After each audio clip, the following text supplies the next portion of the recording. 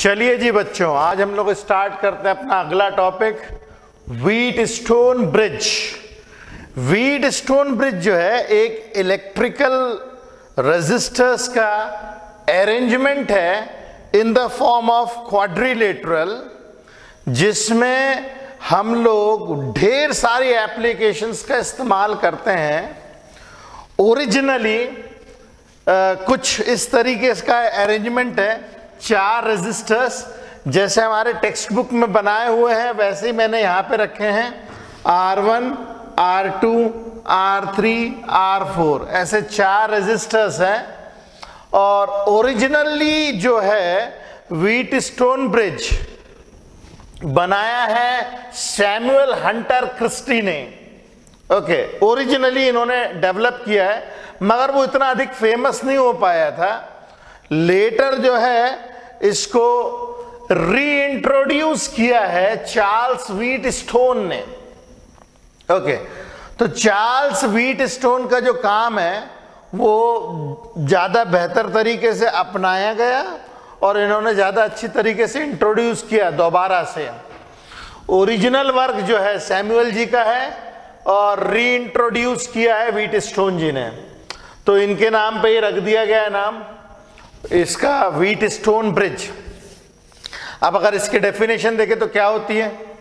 It is a simple electrical circuit used to measure an unknown electrical resistance by balancing 2 legs of the bridge circuit. कुछ इस तरीके से हम लोगों के पास में ऐसे 4 रेजिस्टर्स होंगे। अब इस 4 रेजिस्टर्स को हम लोग को कुछ इस तरीके से बैलेंस करना है। बैलेंस करके एक अननोन रेजिस्टेंस हम निकालते हैं। कैसे करते हैं वो तो अभी हम लोग देख लेते हैं। तो प्राइमरीली कुछ स्पेसिफिकेशंस होते हैं व्हीटस्टोन ब्रिज के, पहले हम लोग वो डिस्कस कर लेते हैं। व्हीटस्टोन ब्रिज का अरेंजमेंट ऐसा ही होगा, क्वाड्रिलेटरल के फॉर्म में 4 रेजिस्टर्स होंगे और एक डायगोनल के ऊपर गैल्वेनोमीटर होता है, तो इसे हम लोग कहते हैं गैल्वेनोमीटर आर्म। जैसे एक डायगोनल पे हम देख सकते हैं बीडी आर्म के ऊपर गैल्वेनोमीटर लगा हुआ है, तो इसको हम लोग कहते हैं बीडी को गैल्वेनोमीटर आर्म। और अपन देख सकते हैं कि एसी के ऊपर लगा हुआ है बैटरी, तो इसको हम लोग कहते हैं बैटरी आर्म। एसी के ऊपर लगी रहती है बैटरी, तो इसको कहते हैं बैटरी आर्म। तो गैल्वेनोमीटर आर्म और बैटरी आर्म इसके 2 इस तरीके से स्पेसिफिक आर्म्स होते हैं। ओके, अब ये जो व्हीटस्टोन ब्रिज का जो अरेंजमेंट है, ये अरेंजमेंट हम लोग 2 तरीके से देख सकते हैं। जब मतलब इसको इस्तेमाल करेंगे तो 2 तरीके से इसको यूज कर सकते हैं। तो पहला इसका यूज जो है बैलेंस्ड सिचुएशंस में कर सकते हैं हम लोग, बैलेंस सिचुएशन में, और दूसरा अनबैलेंस्ड। अगर अनबैलेंस्ड सिचुएशन होगी तो नॉर्मली जो क्वेश्चंस हम लोग करते हैं किरचॉफ रूल अप्लाई करके वैसे ही करेंगे, और अगर बैलेंस्ड होगा तो इसकी फिर बहुत सारी एप्लीकेशंस हैं। इसके अंदर में अनबैलेंस्ड में हम लोग नॉर्मल किरचॉफ रूल अप्लाई करेंगे, और इसके ढेर सारे यूजेस हैं। इसके जो है यूज्ड होता है इन मीटर ब्रिज और पोस्ट ऑफिस बॉक्स। तो ये ढेर सारी जगहों पे इस्तेमाल होता है। अनबैलेंस्ड होगा तो फिर तो नॉर्मल तरीके की सिचुएशन हो गई।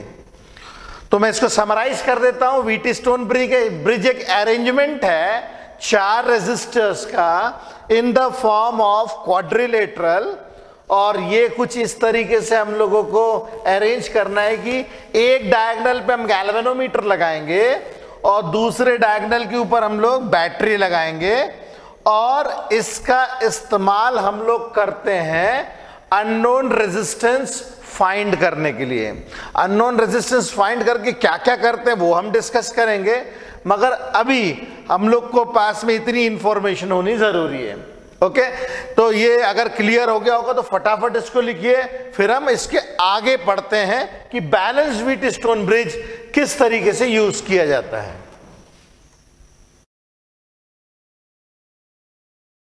चलिए जी, अब हम लोग आगे चलते हैं और देखते हैं बैलेंस्ड व्हीटस्टोन ब्रिज की कंडीशन क्या होनी चाहिए।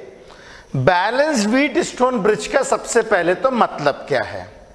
बैलेंस्ड व्हीटस्टोन ब्रिज का मतलब ये कि जब हम लोग किसी व्हीटस्टोन ब्रिज में करंट सप्लाई करें, जैसे मान लीजिए मैंने यहां से करंट सप्लाई किया I का, तो ये जो I का करंट है, ये I का करंट मान लीजिए दो हिस्सों में बट रहा है। यहाँ पे ये I1 और ये आ जाएगा I माइनस I1। अगर ये व्हीटस्टोन ब्रिज बैलेंस्ड है तो ये जो गैल्वेनोमीटर विंग है, इस गैल्वेनोमीटर विंग में से करंट बिल्कुल भी बाहर निकलेगा नहीं। यहां से कुछ भी करंट सप्लाई नहीं होगा। ये जितना भी करंट आया I1 का, ये पूरा का पूरा I1 का करंट यहां चला जाएगा और यहां से यहां बिल्कुल नहीं आएगा।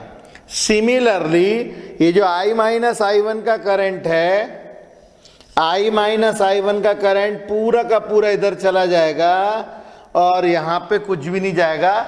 इसका मतलब है बैलेंस्ड सिचुएशन में गैल्वेनोमीटर से कुछ भी करंट पास नहीं होता है। जिन लोगों को ये पता नहीं है गैल्वेनोमीटर क्या होता है वो मैं बता देता हूं। गैल्वेनोमीटर जो है, galvanometer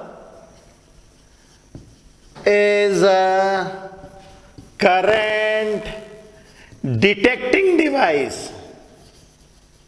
current detecting device. Galvanometer एक करंट डिटेक्टिंग डिवाइस है। ये मेजर नहीं करता है, ध्यान रहे। गैल्वेनोमीटर केवल करंट को डिटेक्ट करता है। अगर कहीं पे करंट होगा तो गैल्वेनोमीटर की निडल हिलने लगेगी, दैट्स इट। ये मेजर करने वाला डिवाइस नहीं है, ये केवल डिटेक्ट करने वाला डिवाइस है। अगर इस गैल्वेनोमीटर से कोई करंट पास नहीं हो रहा है, मतलब ना तो इधर से आ रहा है ना तो इधर से आ रहा है, या ऐसा भी कह सकते हैं यहां से जितना आ रहा है यहां से उतना ही जा रहा है।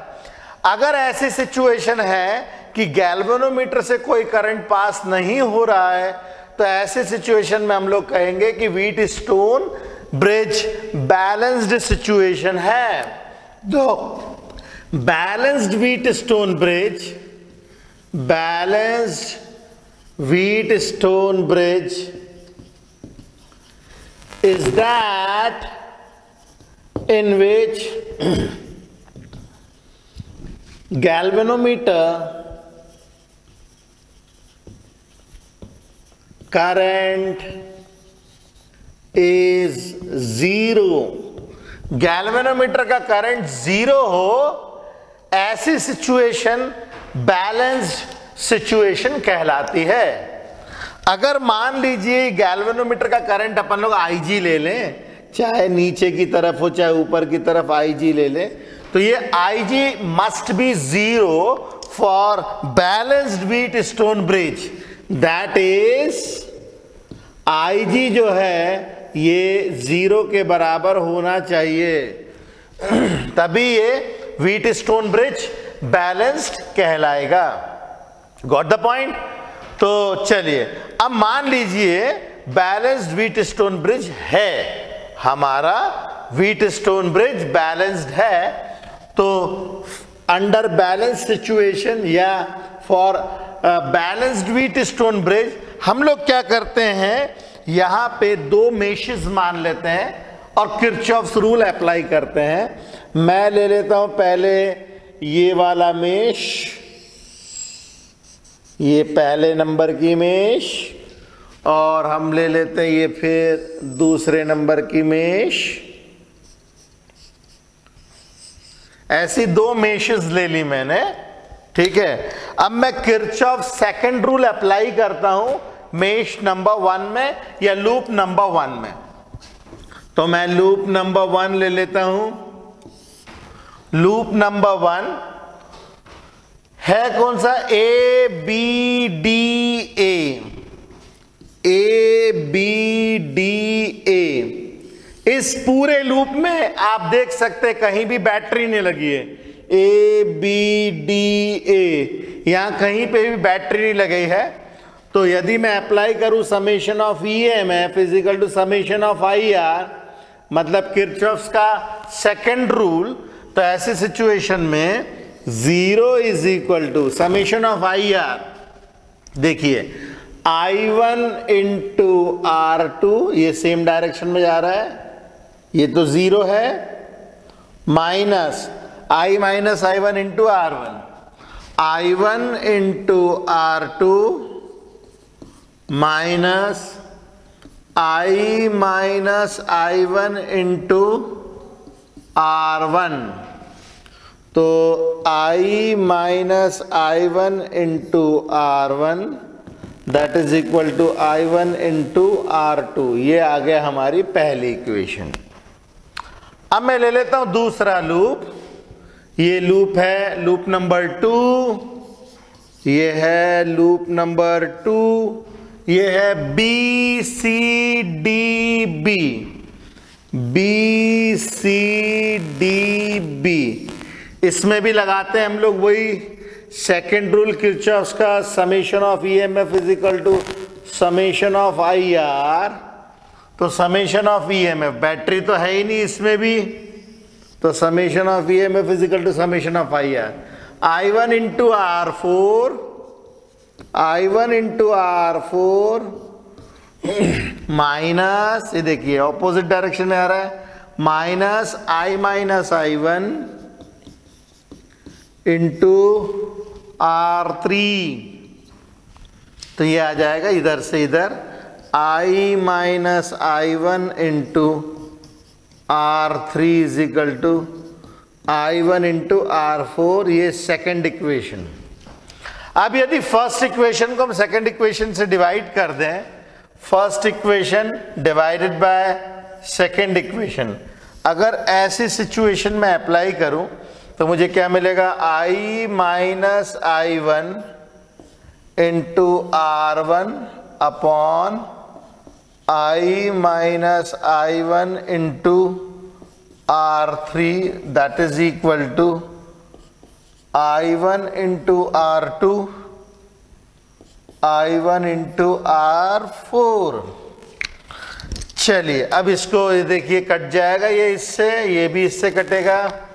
ओके, ये R2 को अगर मैं नीचे ले आऊं, या अभी ऐसे ही लिखते हैं R1 upon R3 is equal to R2 upon R4, या R1 upon R2 is equal to R3 upon R4। ये कुछ इस तरीके से। ओके, तो अब जरा देखिए जी, ये सिचुएशन है बैलेंस बीट स्टोन ब्रिज की, मतलब R1 upon R2 is equal to R3 upon R4। ये situation R1 upon R2 is equal to R3 upon R4, या ऐसे भी लिख सकते हैं R2 upon R1 is equal to R4 upon R3, या ऐसे भी लिख सकते हैं R2 upon R4 is equal to R1 upon R3।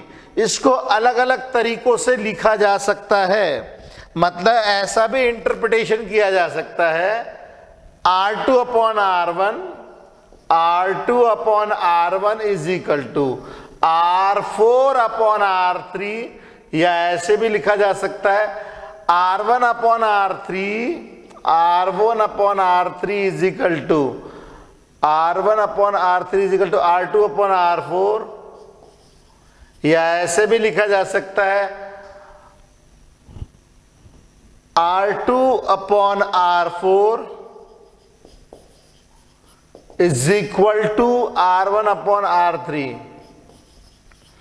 But pattern same होना चाहिए, this upon this is equal to this upon this, या this upon this is equal to this upon this, या this upon this is equal to this upon this, या this upon this is equal to this upon this. Pattern same होना चाहिए, flow same होना चाहिए। अगर आप ऐसे जा रहे यहां तो यहां पे भी ऐसे ही जाइए, यहां ऐसे जा रहे हो तो यहां भी ऐसे जाइए, यहां ऐसे जा रहे हो तो यहां भी ऐसे जाइए, यहां ऐसे जा रहे हो तो यहां भी फिर ऐसे ही जाइए। ये एक पैटर्न है, इस पैटर्न को यदि हम लोग फॉलो करेंगे तभी माना जाएगा कि व्हीटस्टोन ब्रिज हमारा बैलेंस्ड है। अब बैलेंस व्हीटस्टोन ब्रिज की ढेर सारी एप्लीकेशंस है, इसको हम लोग करते हैं। पहले आप इसे उतार लीजिए।